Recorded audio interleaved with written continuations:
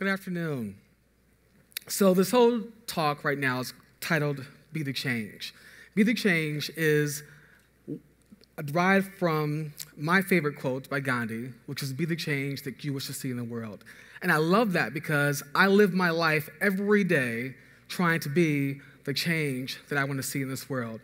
And so I want to start us off by taking a look at these lyrics. This is a song by one of my favorite artists, Rochelle Farrell. And the words are, how can we have peace in the Middle East when there's none at home? How can we have understanding in the land when there's none in the woman and there's none in the man? How can we heal the wounds of the world if we cannot heal our own?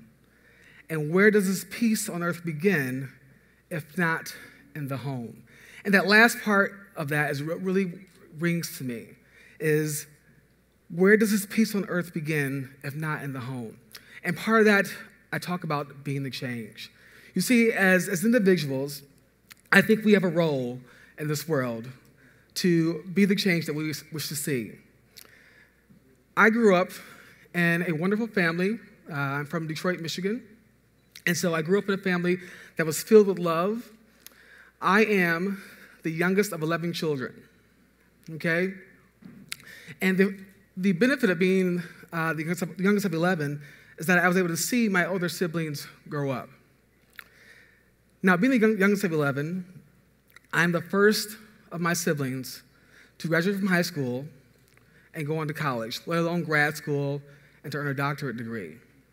So I knew very early that I had to be the change. When I was 2 years old, we moved to a small town called Holland, Michigan. And so talk about difference. In Detroit, most people looked like me, very heavily African-American community. When I got to Holland, Michigan, my sister and I were the only black children in the school. So totally flipped it over. Being in Holland, unfortunately, we had a very significant racial incident that happened to us as kids. Our house was set on fire by a group of white children, and it definitely was a very targeted racial event.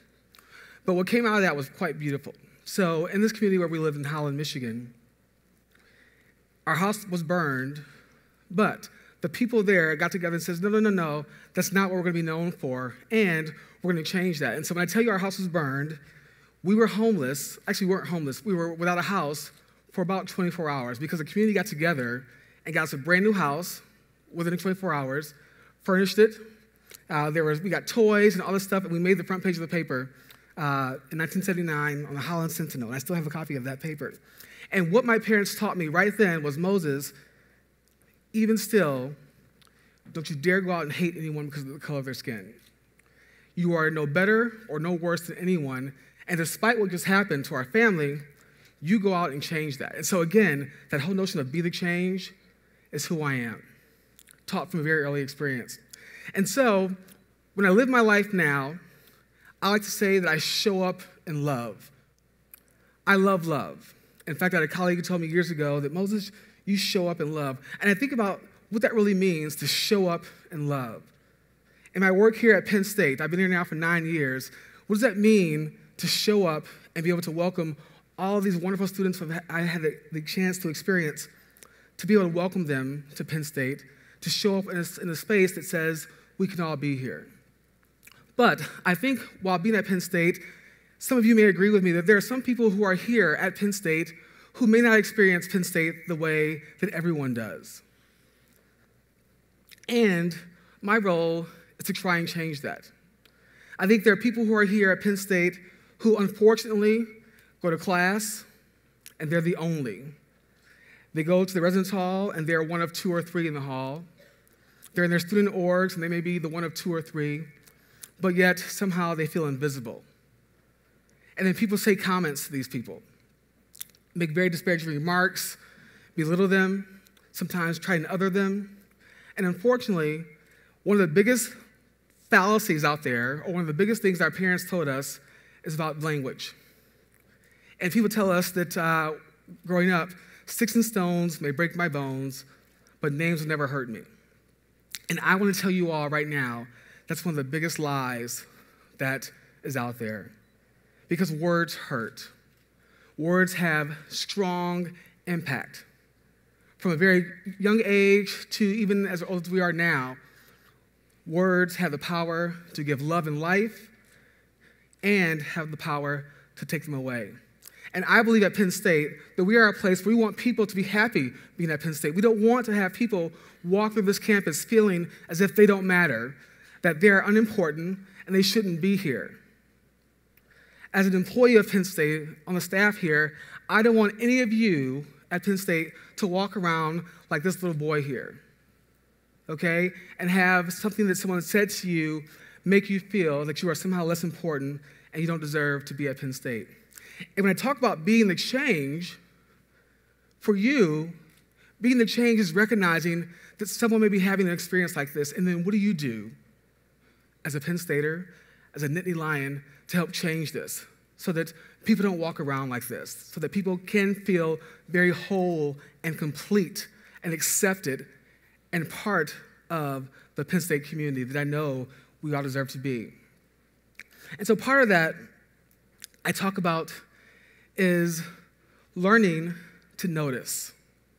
You see, when we walk through campus and we see people, sometimes we don't see people at all. We see them, but we don't see them. And so I think of a line in the movie Avatar that I loved, and the line is, I see you. And think about that. I love that line, I see you. And when they said that line in the movie, it was so beautiful because I felt they really saw me. Imagine being on this campus as one of, or one of two, one of three, or the only, but yet still people see you. Okay? I think that we can do that here at Penn State. I think we can be a place where we really see the people who are amongst our community to make them feel included. Okay? Part of that being the change that I talk about is what we do to see people and to notice. There's a term that I use in my training called PAN, P-A-N, and PAN stands for Pay Attention Now. And I charge you all on this campus as you're walking around to pay attention. Okay? When you go to your classes, pay attention. PAN. Who do you see in class? Is there someone in class that may be the only person of color in class? Okay? Do you see someone in class wearing the hijab? Okay? How many women do you see in your class? Who's speaking up first?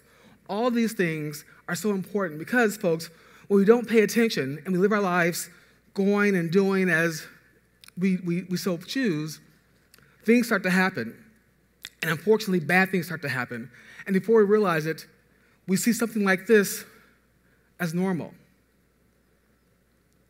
Now, a friend of mine, a colleague several years ago, sent me this image after a talk that I did. And I grew up on Charlie Brown. I love Charlie Brown. I still like to watch it every year, the Great Pumpkin Patch and the Thanksgiving episode.